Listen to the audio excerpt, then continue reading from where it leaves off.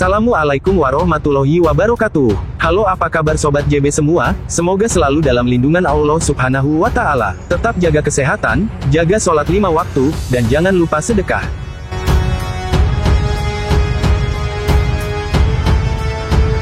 Di video kali ini admin akan berbagi sedikit sejarah kisah berdirinya kerajaan Islam di Jawa Barat, yakni Kerajaan Banten. Semoga dapat menambah pengetahuan kita dan bermanfaat. Mohon maaf jika ada kesalahan, admin hanya menghimpun dari berbagai sumber. Sebelum ke ulasannya, admin mengajak Sobat JB semua untuk mendukung channel ini agar terus dapat berkembang dan dapat membuat konten-konten yang bermanfaat. Dukung channel ini dengan cara klik tombol subscribe berwarna merah, lalu tekan tanda lonceng berbunyi, agar Sobat JB semua menjadi yang pertama tahu jika ada video terbaru dari channel ini. Semoga berkah dan bermanfaat, dan selamat menyaksikan. Kesultanan Banten adalah kerajaan Islam di Pulau Jawa bagian barat yang berdiri pada abad ke-16. Pendiri Kesultanan Banten adalah Syarif Hidayatullah atau Sunan Gunung Jati.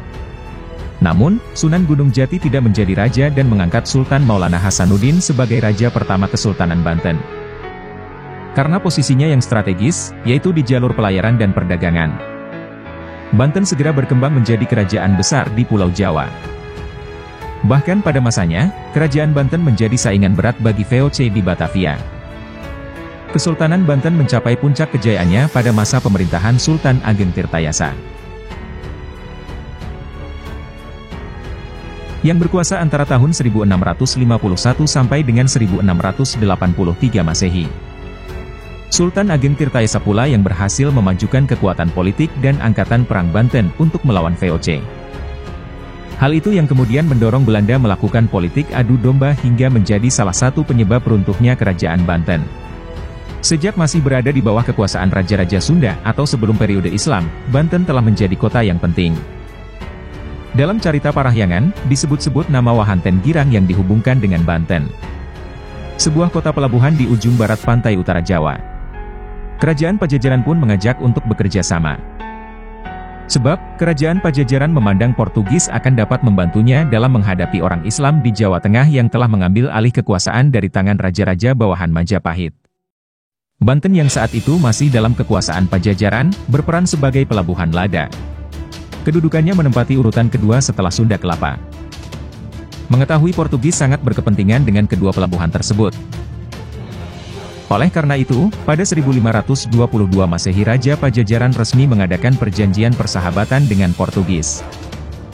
Namun, sebelum Portugis sempat mengambil manfaat dari perjanjian dengan mendirikan pos perdagangan, pelabuhan Banten dan Sunda Kelapa telah diduduki oleh orang-orang Islam. Sunan Gunung Jati berhasil menguasai Banten pada tahun 1525 sampai dengan 1526 Masehi dan Sunda Kelapa pada 1527 Masehi.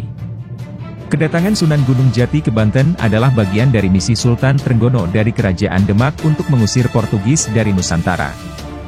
Sebelum ke Banten, Fathahillah sebagai Panglima Perang Demak singgah di Cirebon untuk menemui Sunan Gunung Jati. Gabungan pasukan Demak dan Cirebon bersama pasukan Maulana Hasanuddin yang melawan penguasa Pajajaran, membuat Banten sangat mudah mereka kuasai. Disebabkan putranya, Pangeran Pasarian, yang dijadikan wakilnya di Cirebon meninggal. Semenjak itu, Sunan Gunung Jati kembali ke Cirebon dan menyerahkan Banten kepada putra keduanya, Sultan Maulana Hasanuddin. Pada tahun 1552 Masehi, Sultan Maulana Hasanuddin resmi diangkat sebagai raja pertama kerajaan Banten. Oleh karena itu, Sultan Maulana Hasanuddin yang dianggap sebagai pendiri dinasti Sultan-Sultan Banten, bukan Sunan Gunung Jati. Sebab, Sunan Gunung Jati tidak lama berkedudukan di Banten dan Sultan Maulana Hasanuddinlah yang melepaskan diri dari segala ikatan Demak. Setelah menjadi raja, Sultan Maulana Hasanuddin melanjutkan cita-cita ayahnya untuk meluaskan pengaruh Islam di tanah Banten. Jika video ini bermanfaat, silahkan klik tombol subscribe, like dan share video ini. Terima kasih sudah menonton video ini. Wassalam.